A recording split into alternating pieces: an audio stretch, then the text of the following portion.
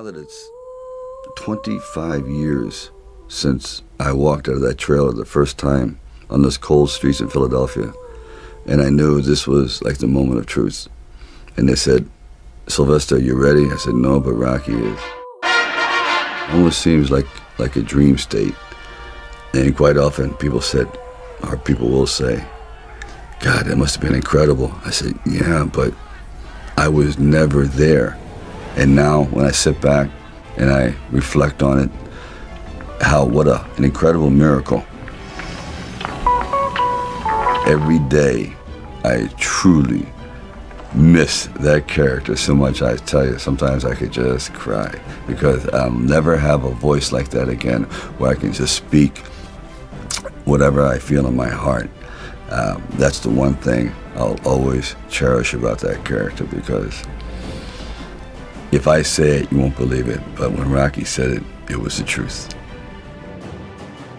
I used to sit in this little apartment, and it was a room. As a matter of fact, the room was so small, I remember I was able to open up the window and close the door while sitting on the bed at the same time. It was like 8 feet by 9 feet. But the one thing about that room, there was really very little distraction. So I would sit there propped up in bed, and I'd go out with my big pen and legal pad and just start writing these stories. And most of them were very, very trivial. But there was something about the process of unrealized dreams. I was always brought back to this subject because I think it's one of the most enduring subjects and one of the most difficult passages for people to accept, that they never were realized in their own lifetime, that they just didn't get that shot. You know, I've been coming in for 6 years, and 6 years you've been sticking it to me. I want to know how come.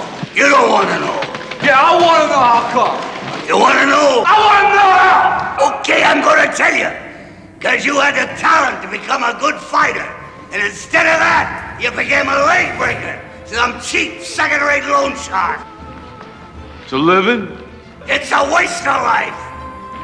The more I thought about this kind of street-like character that just is totally misrepresented by the way he looks physically. Just the way he walks down the street was enough to say people, "Oh, dismiss him. He's kind of looks like a bully, or looks like a dark kind of character." And I thought, that's an interesting character because they're always unrealized.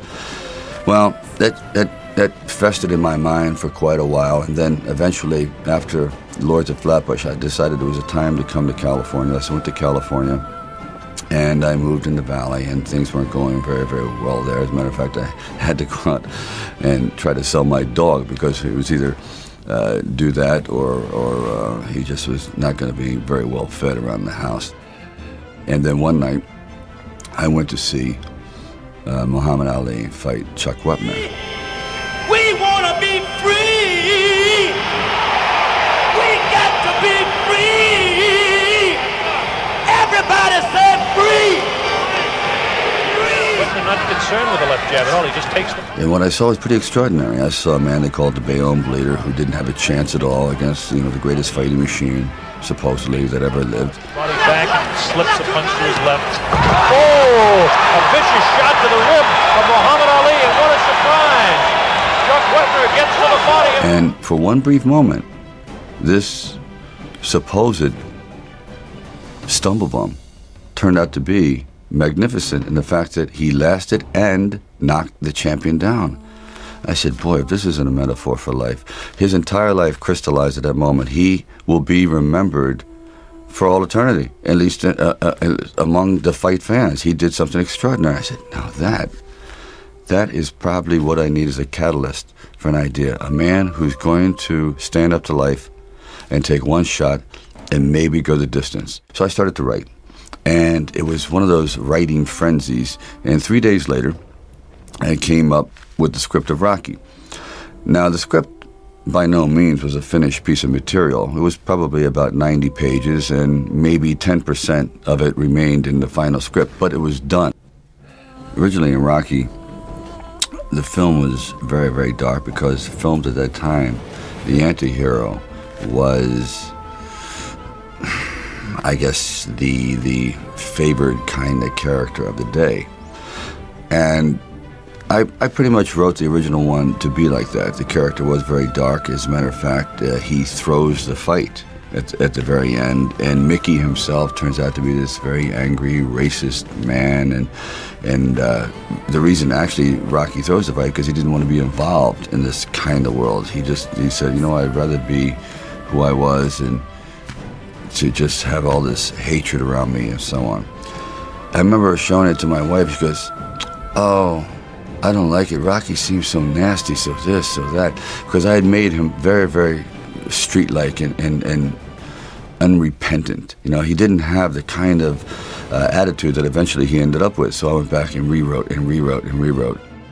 I first met Bob Chardoff and Irwin Winkler, and I believe I was there on a casting call. So we were talking a little bit, and I guess I really wasn't right for the acting part. And on the way out, I said, "Oh, I don't know if it matters, but I do a little bit of writing." He goes, "Really?" I said, "Yeah, I'm writing this story. I have this thing about wrestlers, and I might do something about boxing." Well, he says, "Well, bring it around." And I thought, if I hadn't stopped on the way out, you know, that's why I tell all actors or writers, don't give up. Keep talking. Eventually, you might hit a nerve somewhere, and they go, come on back. And if they didn't say, come on back, or bring it later and let's see what you've developed, I wouldn't be sitting here. So I have to give incredible credit to their insight and their patience, and they're willing to take a chance, which it doesn't exist much anymore, unfortunately. Originally, when I brought the script to them, they were fairly enthusiastic about it. The one thing they were not enthusiastic about was me playing the part, and I really can't blame them. At the time, Ryan O'Neal was a candidate, Burt Reynolds, Robert Redford, Jimmy Caan, and they all, you know, were at the top of their game.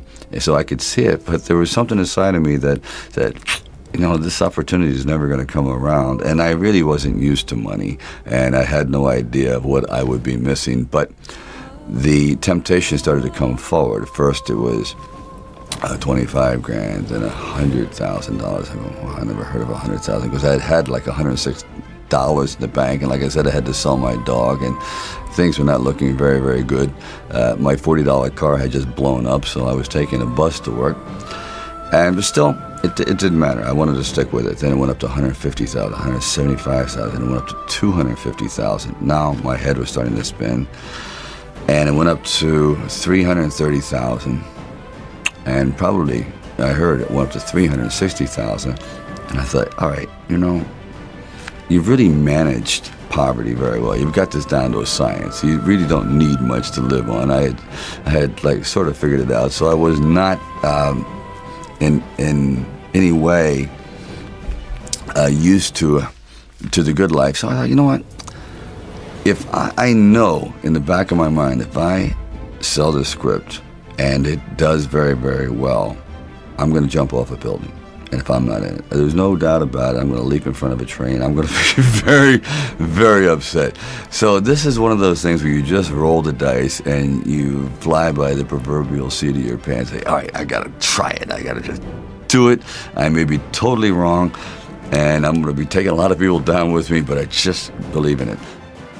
We didn't have really the money to shoot a normal union film at that time in Philadelphia, so we would travel in a van. I would jump out of the van, and we were working with the handheld camera at the time with Garrett Brown, and it was somewhat experimental.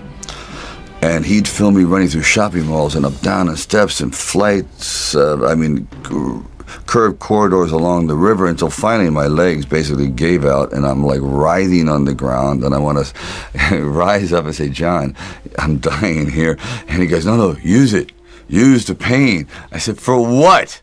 I mean, I'm in misery. He goes, well, no, you know, it's giving your character, it's giving him some depth.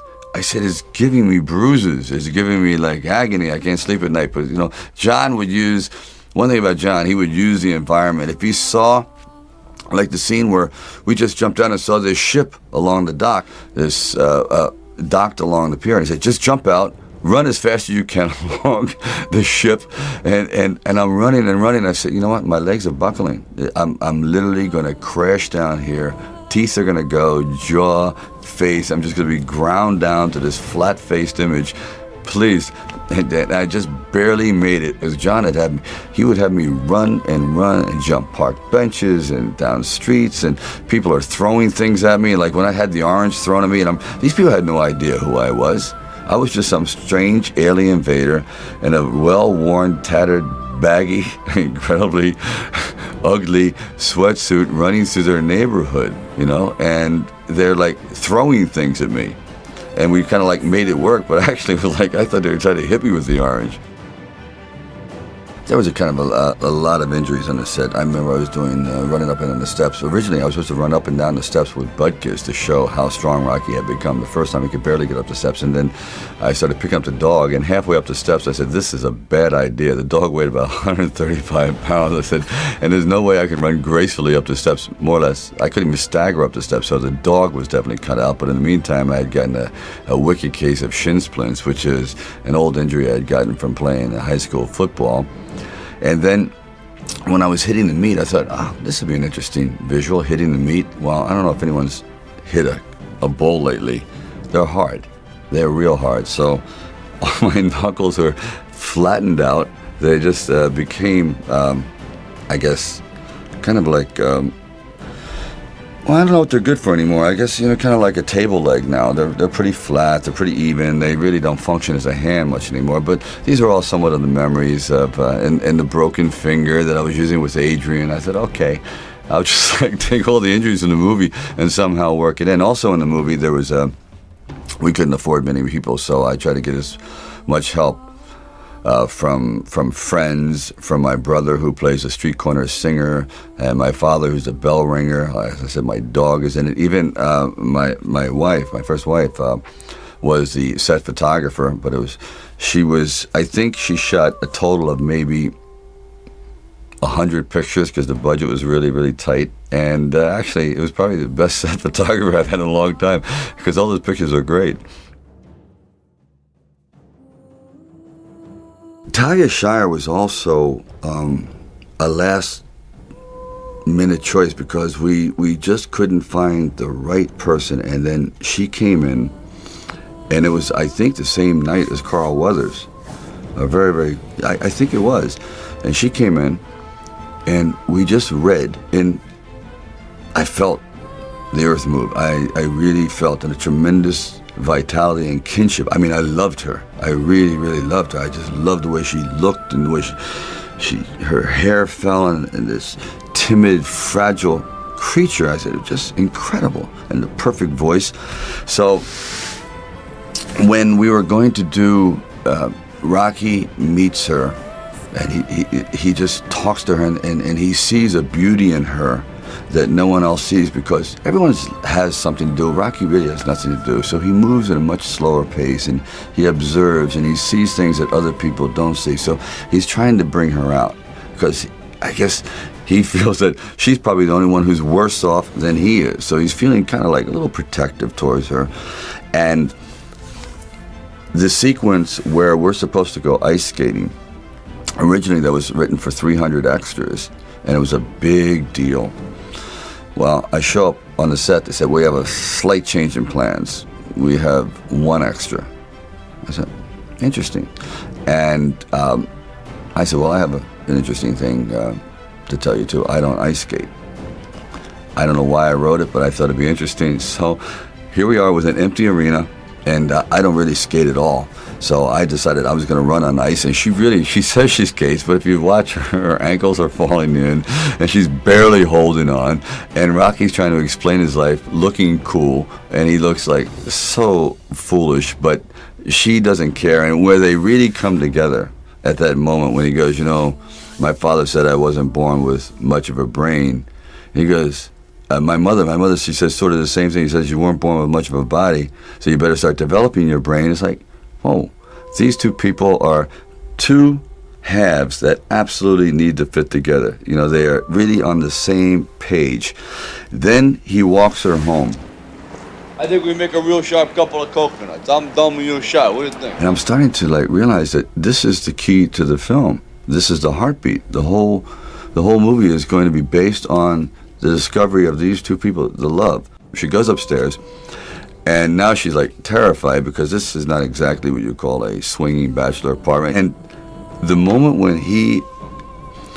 he gets her to that door, all of a sudden the whole facade changes. He no longer looks like this terrifying guy. He goes, would you take off your glasses? And she really looks, if you ever watch that scene closely, you'll never see better responding by an actress to an awakening inside of like really feeling like someone truly loves her, that it's like she's dying. She's never felt this before, and coming from this man who is, this physical kind of specimen, the last kind of guy she ever imagined herself being with, it just, I disappear in that scene. She is just off the chart. You want to kiss me back if you don't want.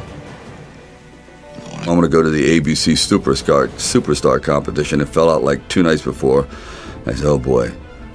I tell you, I really believe in divine intervention sometimes, because he walks in and he starts to audition and he's doing the lines well, and then he gets up and he starts to box with me a little bit. And he bangs 2 or 3 off my head. I said, geez, this guy he really doesn't care if he gets the part, does he? He's putting lumps on my forehead and he's really into it. Then he sits back down. He goes, Mr. Avildsen, I could do much better if you had a real actor reading with me. He goes, well, Carl, that's Rocky. That's the guy who wrote the script. He goes, oh, maybe he'll get better. You know what? I said, please hire him. He's great. He's good. That's exactly the attitude I wanted. He was fantastic, and he still is. I remember I was taking the ride across country because I couldn't afford an airline flight, and I'm on the train for like 3 days with the dog Budkiss.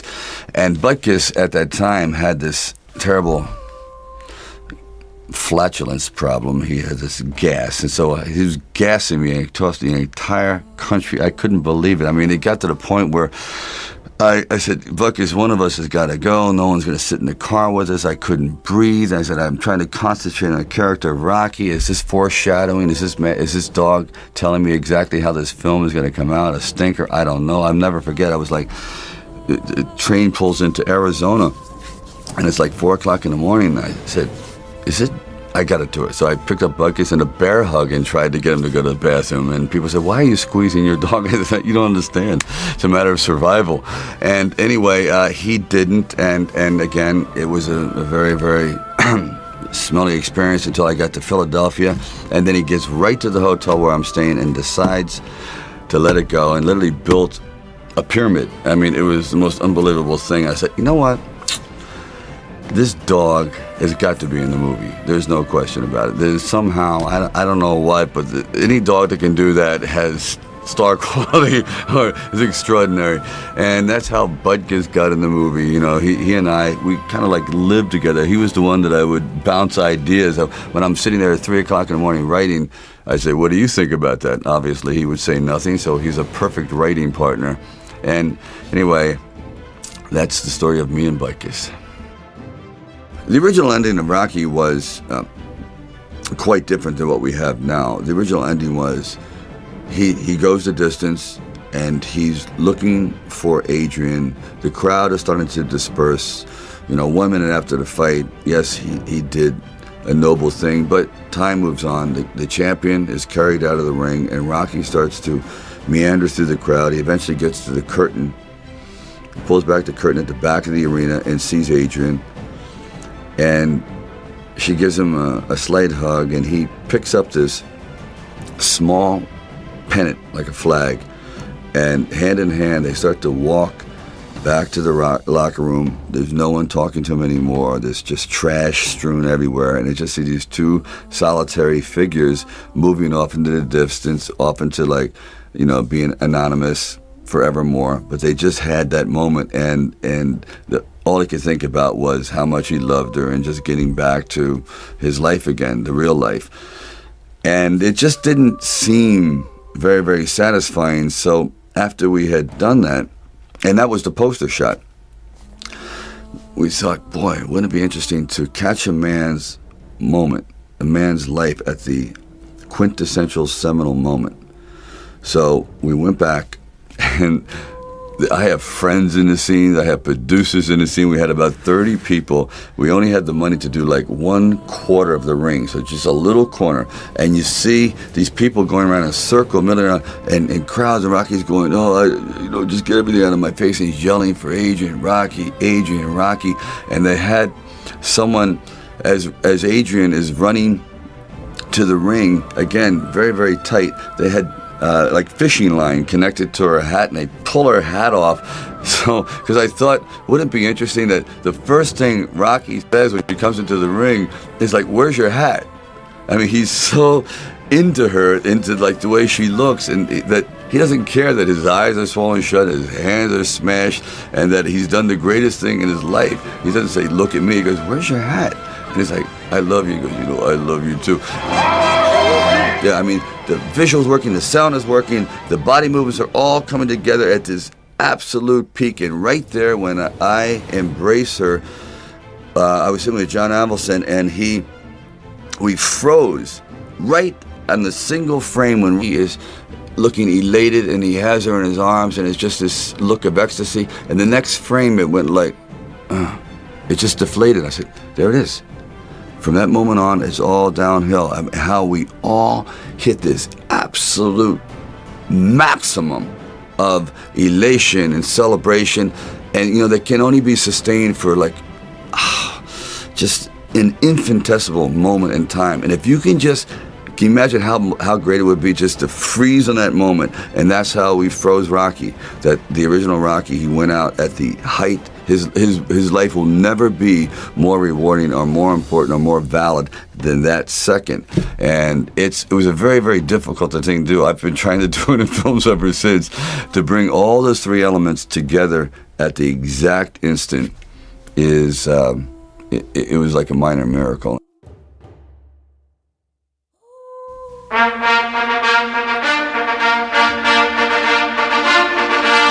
Rocky, I had no idea was ever going to have this sort of response.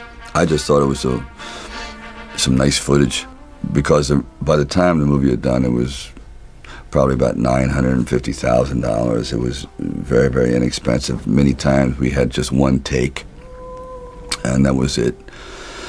So when the screenings around Hollywood at the time were getting this unusual response, that people were actually reacting to the fight as though the fight were happening, I thought, wow, they're really invested in these characters. And I was starting to get phone calls from very, very celebrated people around town. I said, wow, this could be it. This actually is going to work.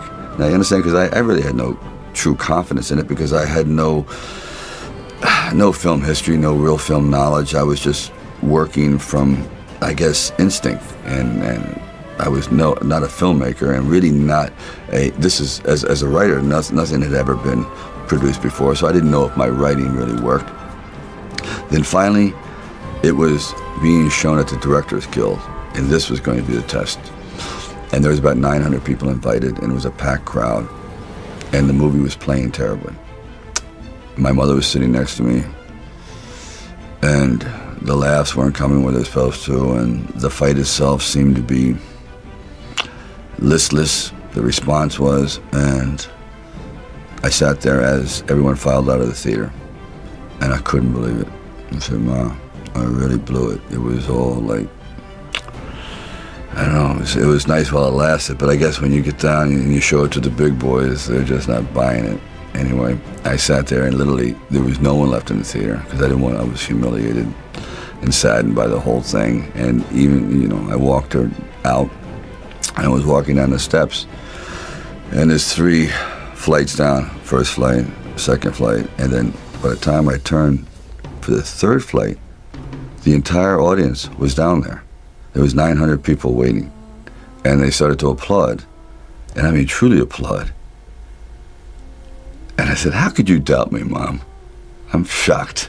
And it's like, I just completely came apart. And there'll never be a moment like that ever. I mean, I truly was over. I said, this is it. I'm just going to, go back home, take my dog, and go back into, trying to eke out a living. And they were all there. And they responded in a way. It's like, I don't know if that's the way they did things in Hollywood, but they saved it up, and I'll never get over that moment. I just looked at all these people, and they were applauding. And it's been all downhill since.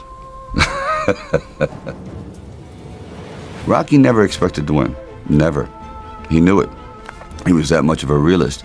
And I admired the character for that, because so often I had gone to fight films or sporting films. Yes, we're going to go out there, we're going to knock him out, you're going to win. I said, no, because I'm not going to win. I'm going to get destroyed. But if I can just be lucid, if I can still be standing on my feet, you know what? Then life isn't so bad. And I think, again, symbolically, at the very end of our lives, if we can still say, we were never humbled, we were knocked down, but we got up, and I can say, I lived life with integrity, and I took all the blows, as the song says, and I still prevailed. I think that's a good epitaph for anyone, and that's what I tried to capture in this film. But more importantly, I also realized that you can't be alone. To really succeed, no man really is an island. And it took the love of a woman that no one else loved. It took even the befriending of her brother, who no one could understand, but they gelled together. And Rocky brought this whole group, and with Burgess Meredith, and together they were like individual pieces. But together they made a whole entity, a whole person. And I think, personally speaking, that's happened to me too. When you find the right components in your life, the right people that gel with you, then you feel as though you're invincible. It may be a fallacy, but you at least feel as though you can take all that life has to dish out.